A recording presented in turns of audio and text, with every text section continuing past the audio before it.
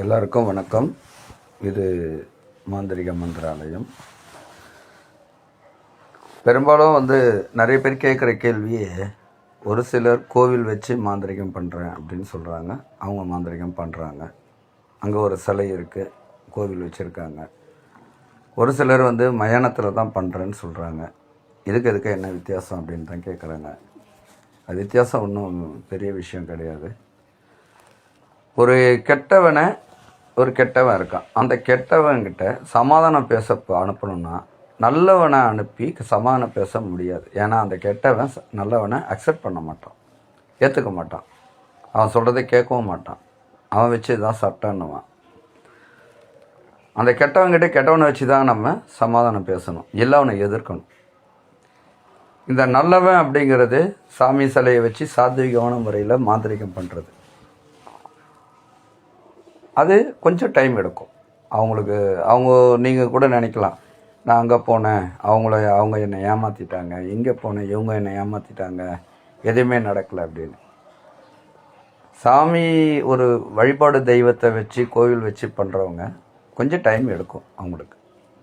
அவங்க செய்கிறது கரெக்டாக தான் செய்வாங்க. அதாவது செய்ய தெரிஞ்சவங்க, நான் சொல்கிறது எல்லாரையும் கிடையாது, செய்ய தெரிஞ்சவங்க கரெக்டாக தான் செய்வாங்க. அவங்கள குரலாக சொல்ல முடியாது. ஆனால் அது கொஞ்சம் டைம் எடுக்கும்.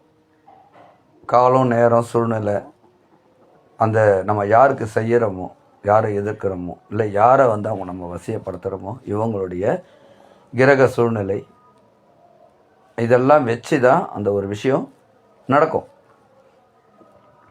இதையே கெட்டவன் அப்படின்னு சொன்னேன் இல்லையா, அந்த கெட்டவனை வச்சு தான் கெட்டவங்கிட்ட சமாதானம் பேசுகிறாங்க. அதே மாதிரி இந்த கெட்டவன் அப்படிங்கிற விஷயம் என்னென்னா மாந்திரிகம், மயான பூஜை. இந்த மயான பூஜையில் துஷ்டசக்தி தான் எல்லா இடமும் பரவி இருக்கும். அந்த துஷ்டசக்தியை அனுப்பி தான் நம்ம ஒரு சில விஷயங்களை செய்வோம். அதுக்கு தேவையானது அதை குளிர்விக்கணும்னா மகிழ்விக்கணும்.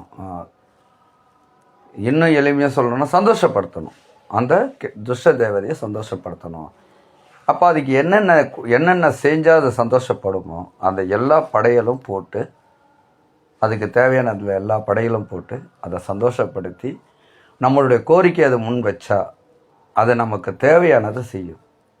நம்ம செஞ்ச அந்த படையல், நம்ம உச்சரித்த அந்த மந்திர உச்சாடனம், இது எல்லாமே அதை சந்தோஷப்படுத்திட்டால் நம்ம சொல்கிற விஷயங்களை செஞ்சிடும்.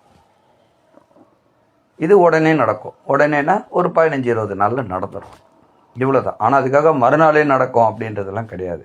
அதாவது சினிமாவில் மட்டும்தான் நம்ம எதிரில் ஒருத்தரை உட்கார வச்சுட்டு நம்ம ஜீபம்பான் ஓமகுண்டத்தில் ஒரு பொடியை போடுவோம், உடனே அதுலேருந்து ஒரு உருவம் வெளியில் வரும், நடந்து போவோம். இதெல்லாம் சினிமாவில். அது எதுக்குன்னா ஒரு ஆர்வத்தை தூண்டுறதுக்காகவும், நம்மளுடைய ஆர்வத்தை தூண்டணும், நம்ம பார்க்கணும், அதை எதிர்பார்ப்போடு பார்க்கணும், அந்த படத்துன்றதுக்காக உருவாக்குற அந்த பிம்பங்கள் இதெல்லாம். ஆனால் உண்மையான விஷயன்றது செஞ்சால் இந்த டைம்லேருந்து இந்த டைம் வரைக்கும் அது ஒவ்வொரு விஷயமாக செய்யும். நம்ம அனுப்புகிற விஷயம், இப்போ ஒரு உதாரணத்துக்கு வசியம் பண்ணுறோம், ஒரு ஆணுக்கும் ஒரு பெண்ணுக்கும் வசியம் பண்ணுறோம், கணவருக்கும் மனைவிக்கும். ஆணுக்கும் பெண்ணுக்குன்றது பொது கிடையாது, கணவன் மனைவி. ஏன்னா இவங்க 2 பேருக்கு மட்டும்தான் பந்தம் இருக்கும். அதை தவிர்த்து வெளியாளுங்களுக்குள்ள பந்தம் இருக்காது, யாரையும் வசியப்படுத்த முடியாது.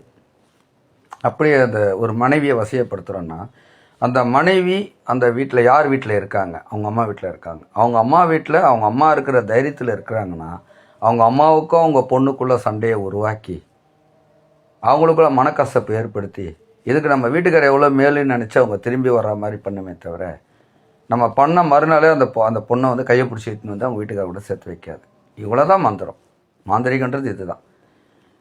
நீங்கள் பெருசாக நீங்கள் கற்பனை பண்ணுற அளவுக்குலாம் கிடையாது. உடனே நடக்காது.